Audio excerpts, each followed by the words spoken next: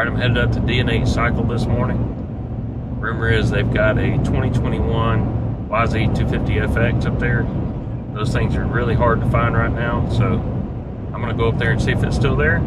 I guess if it is, I'm going to be joining the crowd on the Yamaha YZ250FX. Wish me luck. Well, it's back in the workshop, so that can only mean one thing. This is my 2021 Yamaha YZ250FX. Now I'm going to keep my KTM because I've got sort of an emotional attachment to that bike, and I think I'll still ride it in certain situations where two-stroke is preferable. I'm also going to take my time getting this bike ready to go before I race it, and I'll need to adjust to it as well, because going from a 250 two-stroke for 3 years to a 250 four-stroke is going to be quite an adjustment. Now, this bike is completely stock right now. I haven't done anything to it yet.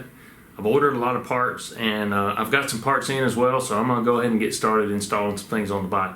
Here's what I'm getting started on tonight. I'm going to install Tubliss in the rear. I've got an MX53 to put on there, and I'm going to install this ultra heavy 4mm tube in the front. That's what I normally run in front my front tires. I've got an MX33 front tire there. I typically run these, since I'm going to have to dismount and remount tires anyway to put in the Tubliss in the new tube. I thought I'd just go ahead and put on the tires that I normally run. I'm going to put these Cycler Rebound handguards on there if I'm going to get to ride this weekend. And I've got some full wrap Cycler handguards ordered, the handlebar clamp mount type handguards that I normally run. If I get to ride this weekend, depending on the weather, I'll just throw these on there for this weekend. And then I might leave them on there if I like them. Chase has them on his bike. He seems to like them pretty well. I've also got a set of these ODI Rogue lock-on grips in the soft compound, the light gray soft compound like you see here on Chase's bike. I've got those ordered for it, but in the meantime I'm just going to put on these ODI Rogue lock-on, the standard compound. These were on Chase's bike for a while and they're still good, so I'll just put those on there for the weekend ride. But the grips that come on these things are just, there's no cushion in that whatsoever, so I like to have just a little bit of cushion. And at some point, if I do decide to install the full wraparound bars, I've got a threaded bar insert kit there. So I've done tire mount videos before. I won't bore you with that part of this, but I'll put a link to the Tubliss video I did down in the description if you're interested in that. All right, I had to take a break from working on the Yamaha to put the suspension back on Chase's bike. Just got it back from Fast Lap, and Steve did something really cool with the forks. These were Explorer 48 forks before, and he's got a new option he's offering for Explorer 48 that's he's calling the X-Cop kit, and that stands for the Explorer cartridge option. And Steve used to be a police officer, so there's kind of a tie in there, but he's basically converted these to open cartridge forks that have rebound adjustment on both sides on the top and compression adjustment on both sides on the bottom. So I can already tell these are going to be much better than they were before. Steve had also found some bent shims that were apparently installed that way from the factory. So Chase should be a lot happier with this, and I'll have some more videos coming on that. But I'm going to get the Yamaha back in here and show you what I've done on it so far. All right, I've got the Yamaha back in the workshop, and I've done a few things. I put these ODI Rogue grips on it. The left side grip did not have any glue on it at all. I just used some compressed air. That thing flew right off. There's a lot of things you really need to check on a new bike, and some people would say it's a new bike, go ride it, but there's really a lot of things, especially on a dirt bike, that you need to kind of check over before you put it in dirt. So one of the things specifically was the air filter wasn't properly oiled. I didn't have the video camera going, but I took a couple of snapshots of that, and I'll insert those here. So I've got that properly oiled now.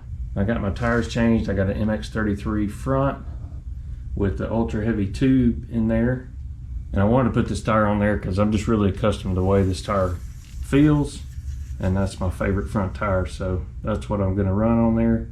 While I was changing the front tire, I did notice that the front bearings aren't sealed. They're just completely open when you look in there, so any water, mud, dirt, sand, or anything that gets past this seal and the spacer here is going to go directly into the bearings. So I'm going to go ahead and order some new bearings. I got an MX53 installed on the rear with Tubliss.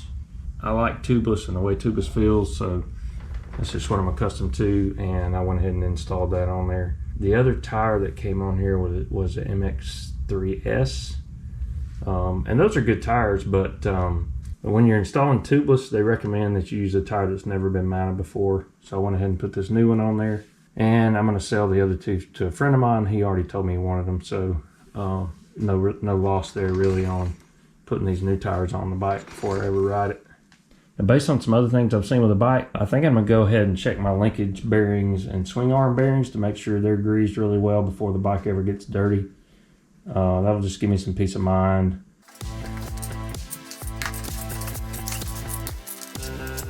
Alright, it's kind of hard to get a good picture of this, but this is the lower shock mount, and it does not have a lot of grease in there. This is the little bushing that goes in there. Not a lot of grease on there either, but this is one of the most vulnerable bearings on the bike, and it gets exposed to a lot of water and mud and stuff like that. So it's a good idea to have plenty of grease in there, plenty of waterproof grease. So I'm going to grease that up and put it back together. I definitely think it's time well spent to check these kinds of things on a new bike, just to avoid problems down the road. Alright, let's take a look at these linkage bearings. So I would say the grease in there is almost adequate. One trick I've learned is never use plastic gloves when doing this, when dealing with needle bearings. For some reason the needle bearings will want to stick to the plastic glove and you can't really feel it. You end up pulling those suckers out and you have to spend about 30 minutes getting them all back in there. It's better just to do it without gloves from my experience.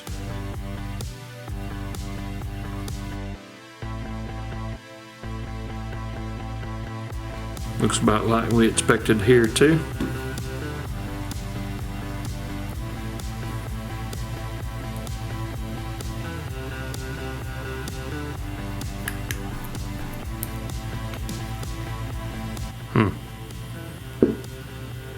Not much grease on that. I can't really see any grease on that bushing. A little bit of grease in there, but definitely needs some. Those are ready to go back on the bike, but before I do that, I'm going to check the swing arm bearings.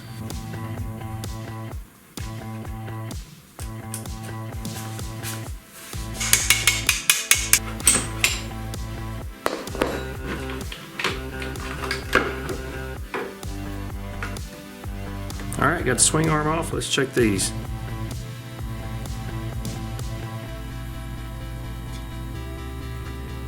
Some grease in there. Definitely won't hurt to add some.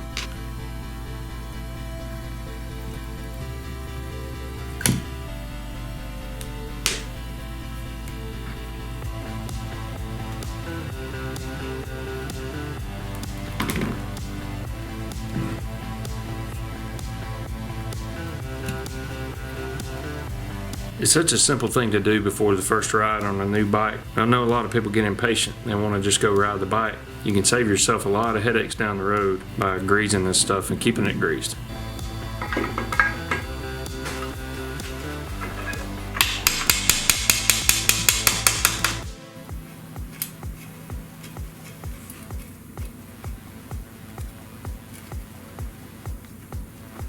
These JIS screwdrivers work really well on Japanese bikes. Now JIS, I think that stands for Japanese Industrial Standard.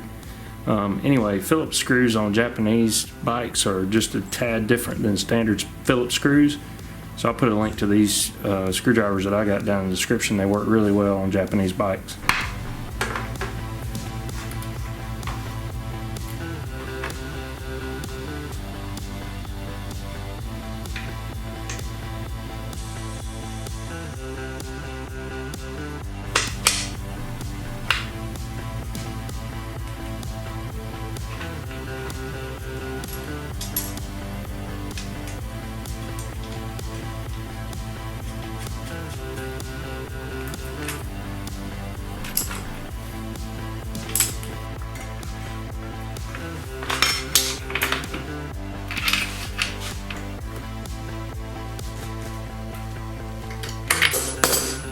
So those are some of the things that I checked with a new bike. I still have some more work to do when I get in my grips and my new hand guards. I've got to get those on. I've also ordered a Seat Concepts comfort seat and some number plate graphics. So I'll have to get those on when they come in. But I've got the bike to a point where I can get it dirty without worrying about vital parts. In the near future, I also need to check the steering stem bearings, and I need to break down the wheels and put anti-seize on all the spokes, but I might do something different with the wheels and the hubs. Just undecided about that. I'm not sure how I feel about these blue wheels just yet. They're growing on me a little bit, but I may do something different with those with some powder coat, Cerakote. So Let me know down in the comments if you were going to do something different with these wheels, like powder coat, Cerakote. What colors would you choose? I hope to get to ride the bike tomorrow, and that video should be coming out soon. Be sure to subscribe to the channel so you don't miss it, and it greatly helps me out if you hit that like button. Thanks for watching.